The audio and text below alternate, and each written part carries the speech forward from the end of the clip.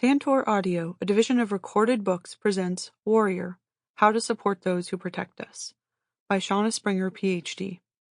Narrated by Shauna Springer, Ph.D. I dedicate this book to Lieutenant Colonel Brett A. Hart, call sign Stork, a good Marine who is irreplaceable to the many Marines he supported and those in his home front tribe who deeply love him.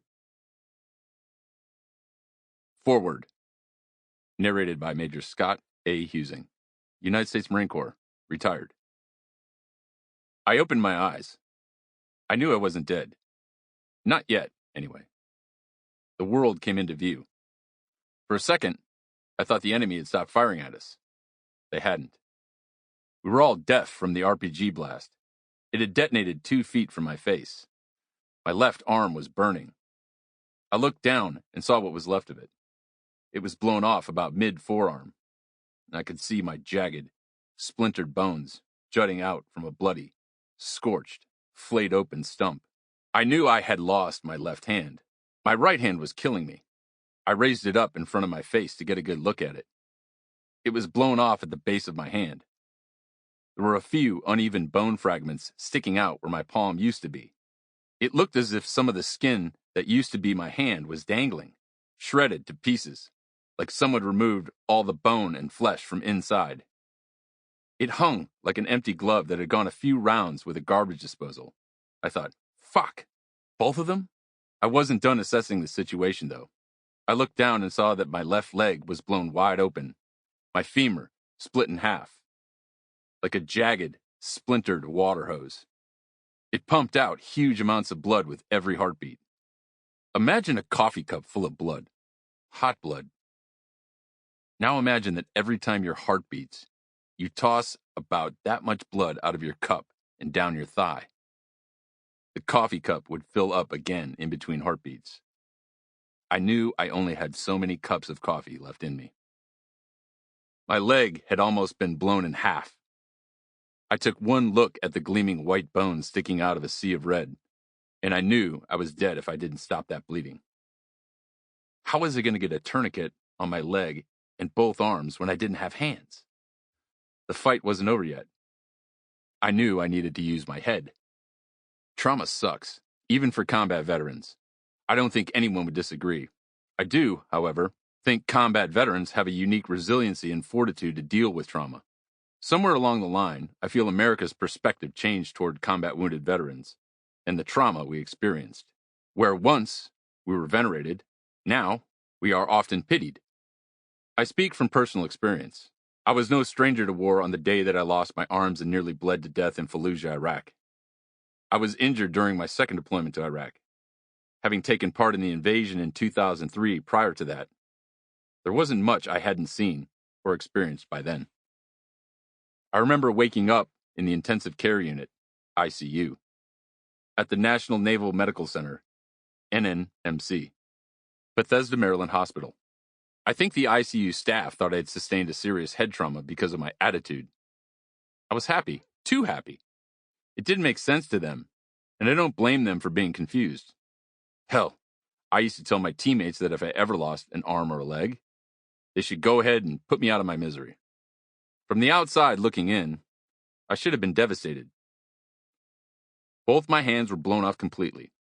My left leg was wrapped in plastic. The tissue of my thigh and shin shredded to oblivion. Skin grafts were in the near future for me. No less than 6 suction tubes connected me to the wall. I could see my injuries, and I could remember every bit of the sights, sounds, and pain associated with taking a direct hit with an RPG. What a horrible thing for anyone to have to go through, right? Yes, perhaps, if you allow yourself that perspective. But that's not my perspective. And perspective is the hallmark of resilience. The first time I met Doc Springer face-to-face was in Chicago. I was there to undergo a medical procedure called stellate ganglion block, a promising new treatment for symptoms of trauma. It had been 14 years since I was wounded. 14 years that weren't easy. Recently, I decided to man up and be the warrior I know I am. To me, this meant I had to work on my mental fitness with as much, if not more, effort than I had put into my physical fitness or any other discipline. I am fortunate that in my journey towards improving my mindset and emotional well-being, a brother I served with introduced me to Doc Springer. I had seen firsthand how her approach had helped out my fellow combat veterans so much. That was enough for me to personally vet her, as we veterans like to do. Before I was wheeled back to the procedure room, I had a conversation with Doc Springer, who was bedside before, during, and after the procedure, providing overwatch like she does. As I progressed through the procedure, we spoke about personal concerns of mine and of trauma. I explained to Doc Springer that what I struggled with daily was not the loss of my hands or the disability it implied. She nodded with a look of recognition and said to me, "I bet a lot of people assume that your biggest trauma, the one that has been the most challenging, is the loss of your arms. But I can see that's not the case for you. You've adapted and overcome in that area the way Marines do. Your trauma is not what most people assume. And this is the truth that many people, even people with advanced clinical training, cannot see. What I struggled with was the trauma I had experienced throughout my entire life, not just my combat experience, least of all my combat wounds. By the time I got injured in Iraq, my trauma was already in place. And any trauma I sustained on the day I got hit by the RPG was far overshadowed by the pride I felt. As I explained to Doc Springer, in becoming a recon Marine, I felt like I had accomplished my greatest goal. I was part of an elite team of warriors. On that day in Iraq, despite life-threatening injuries, I acquitted myself honorably on the battlefield. I lost my hands as a true warrior. For myself, and for so many other veterans, the term hero makes us feel awkward. What feels more awkward, though, is to hear that term bookended in a conversation by pity. Doc Springer doesn't emit pity because she understands the warrior spirit at an instinctive level. She has a no-nonsense approach to treating or preventing PTS. She communicates that we are strong enough to overcome the challenges before us, and that we can do this by using skills we possess already, whether we realize it or not. This is a book about the challenges we face, but make no mistake about Doc Springer's approach. She doesn't see us as broken. She calls to our strength, and she walks with us in a way that translates like this. I see the challenges before you, and I can help you get clear on them as well. Now get up and fight. Sergeant Eddie Wright, USMC, retired. Bravo Company, 2nd Platoon, 1st Reconnaissance Battalion. Operation Iraqi Freedom 1 and 2. Preface. Every year we donate hundreds of millions of dollars to causes that support service members, veterans, and first responders. We allow our military service members to board airplanes before we do. We honor them at ball games. We have an insatiable appetite for movies like American Sniper, books written by Navy SEALs, and warrior stories on television, like Jack Ryan, The Unit, and SEAL Team. The preview for the remake of Top Gun instantly went viral. All of this suggests that we're interested in the experiences of our nation's warriors, and we care about the well-being of those who risk it all to protect us. And yet, despite all the thanking veterans for their service, today's veterans tell me that they feel no better understood by society than our Vietnam veterans did. They tell me that they often feel invisible, like ghosts trying to navigate through a culture that has values that are completely different than their values.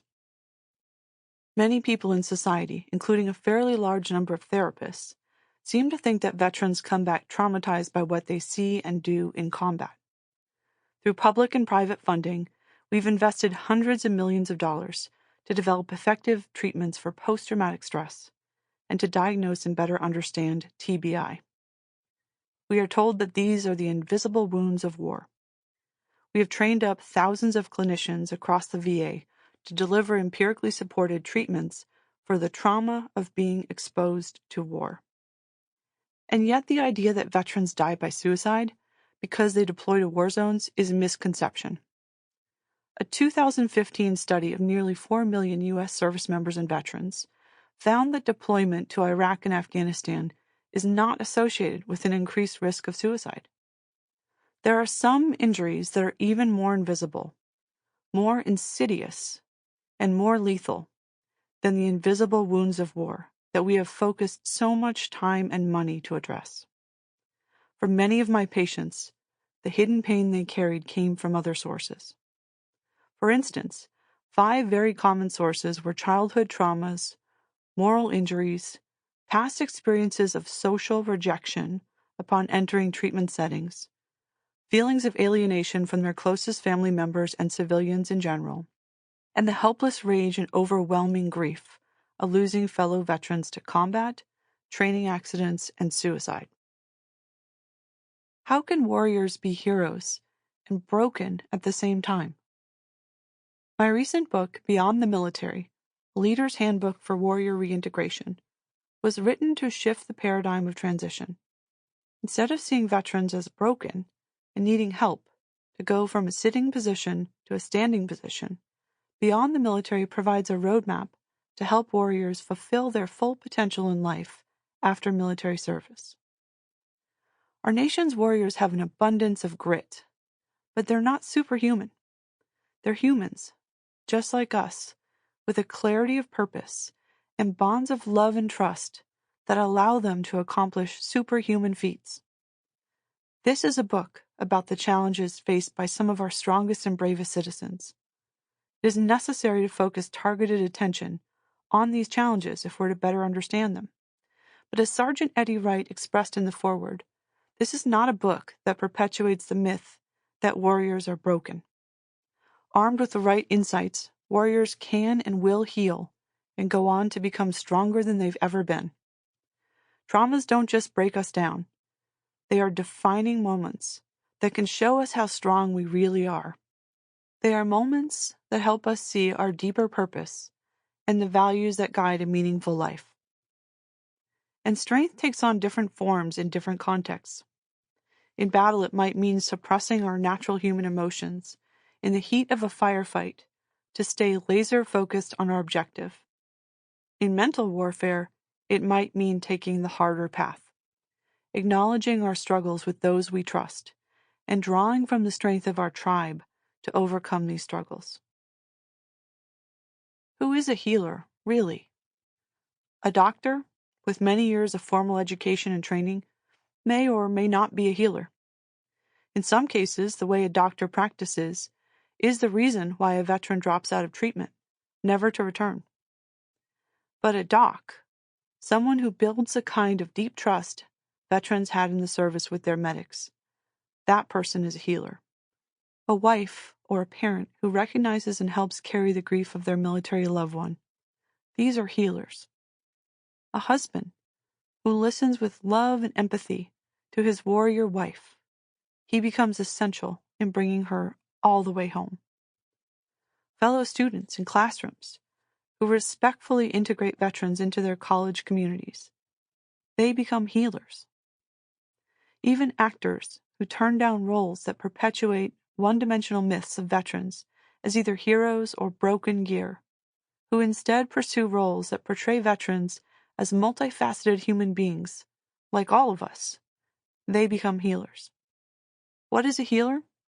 It is all of us, or none of us, depending on what we understand and how this moves us to act in support of those who protect us.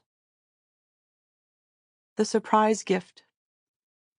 We can learn much about our own condition by understanding those who protect us, their struggles, their triumphs, their bonds with each other.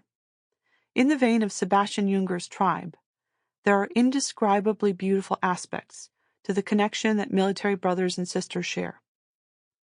Like Junger's tribe, warrior is a true crossover, knitting together the worlds of the warrior and those they protect in thought-provoking ways. Additionally, rather than applying solely to those who serve in the military and those who care for them, warrior seeks to develop psychological insight and meaningful personal growth for a broad readership through close observation of how hidden pain, courage, and love show up in the stories of some of the bravest men and women in our society. Warrior gives thoughtful consideration to subjects that have not been well explored as yet. For example, moral injury, how to approach conversations about firearm safety, the links between shame, grief, and suicidal ideation, the ways that current suicide approaches may be failing us, the trust gap between warriors and civilian treatment providers, and the bond between veterans and their trusted healers. The subjects in this book are not only undeveloped as yet, but they are also critical and very timely. Finally, a unique feature of the book is that insights are paired with exercises and questions for further reflection. Writing this book has been a labor of love. I have walked on sacred ground with many of our nation's service members, veterans, and first responders. As we have walked together, I have learned a great deal from them. They have taught me about different kinds of courage and the bonds of love with a power greater than despair. I hope that what I've written here helps us to better support those who risk it all to protect us, and to better support each other as well. Introduction. The story goes that a boy of Sparta stole a fox and concealed it under his cloak. As he was sitting in the classroom, surrounded by other students and instructors, the fox began to eat his midsection. The boy sat without moving, in plain view of lots of people, while the fox continued to hollow out his stomach, until finally, without a cry of pain, he suddenly dropped dead. The legend of the boy of Sparta has been used to illustrate the value the Spartan culture placed on stoicism. In other words, suffering in silence. I think the legend of the boy of Sparta is actually about shame. In fact, in Gates of Fire, a depiction of the Spartans and the epic battle of Thermopylae, author Stephen Pressfield artfully alludes to the proverbial fox when speaking of the secret shame of the warrior. The knowledge within his own heart that he could have done better, done more, done it more swiftly, or with less self-preserving hesitation. This censure gnawed unspoken and unrelieved at the men's guts. Hidden pain is like a fox in our gut. It can silently, steadily hollow us out over time. Suffering in silence can be dangerous, even lethal in some cases. Guilt, shame, and private burdens of grief may become deadly enemies for some of the strongest, bravest people in our society, our combat warfighters. However, let me be very clear. Although the insights shared in this book come from my frontline work with hundreds of veterans, these are not veterans' issues. These are human issues. The way we handle our hidden pain as individuals and as a society will determine our growth and renewal or our collective decay. By examining the greatest vulnerabilities of our strongest and bravest citizens, we can gain new insight into things that many of us thought we understood. For example, trust, stigma, firearms, the imploding mind, and connection, as well as offering us a window into how our bravest citizens may struggle. Our warfighters have much to teach us about true courage and the bonds of love that keep us in the fight. The chapters to follow focus on themes of hidden pain, courage, and love, viewed through the lens of my work with veterans, with many areas of wide-ranging application to help all of us deepen our relationships and live better lives. Each chapter traces a stream of observations from my work with veterans into an array of insights about the human condition. Chapters 1 through 4 draw back the curtain on the scene of where veterans receive their care, showing us how a cultural and trust gap between veterans and many of their healers that hope to support them becomes a barrier to care. Chapter 1 examines the cultural divide between frontline emotional responders to veterans and first responders, those who work in mental health clinics. We explore the importance of developing trust if we are ever to see the hidden pain of those we serve. We also reflect on how the very things that we often use to establish trust can actually work against building trust with those we are trying to reach. Chapter 2 takes a fresh look at stigma to help us see why some people who are new to care are actively looking for a good reason to never return. We explore what it takes to overcome stigma and how progressing in treatment calls for a new definition of strength. Chapter 3 examines the myths we create and the stories we tell that are shaming to groups of people. We examine how this shame plays out, even in the spaces that are set up to be the safest and most supportive healing environments we have to offer. Chapter 4 explores how physical objects and tools can become extensions of our identity, as in the case of firearms for many of our combat warfighters and first responders. We examine why conversations about firearm safety are so challenging and why they may lead those we serve to drop out of care entirely. We also explore several ways to change the conversation so that we can better align ourselves with those we're serving. Chapters 5 and 6 examine the hidden pain that is often more invisible than the invisible wounds of war: moral injury, guilt, shame, and grief. Chapter 5 illustrates how guilt and shame can become lethal. We explore the story of suicide and how shame may be the critical, overlooked link in the explanatory model for many who die by suicide, both veterans and civilians alike. Chapter 6 focuses on how the bonds of love we share can be both life-threatening and life-renewing. We explore human connection in the context of grief and loss, and we reflect on how we can carry love forward to create a meaningful life. Chapter 7 explores a different type of courage than the courage required to meet a flesh-and-blood enemy in the combat zone. We examine the kind of courage that allows us to be vulnerable with those we love and trust. We also reflect on how the ability to extend one's tribe beyond just one group of individuals is critical for our long-term health and happiness. Chapter 8 takes a fresh look at conflict in our closest relationships. We explore the value of conflict and develop key insights for learning how to have a good fight. Chapters 9 and 10 provide a fresh perspective that will help us get traction in a different kind of war, the one that can happen in our minds. Chapter 9 suggests that our current suicide prevention strategies have not been based on the right questions or the best possible approach. We observe that there is a power greater than despair, and we take a close look at what keeps us in the fight during our times of greatest struggle. Finally, in Chapter 10, I argue that without a clear understanding of the challenge at hand, we cannot build a good strategy for action. I provide a tactical analysis of how despair comes over us and what we can do to overcome this despair. Chapter 10 also contains specific examples of innovative suicide prevention approaches that have come from many years of frontline work with those who have found hope within the deepest valleys of their lives. 1. A little secret about secrets. About 10 years ago, I accepted a job at the Department of Veterans Affairs, VA, hoping to make a difference in the lives of our nation's veterans. Taking a job at the VA was my way of serving our country.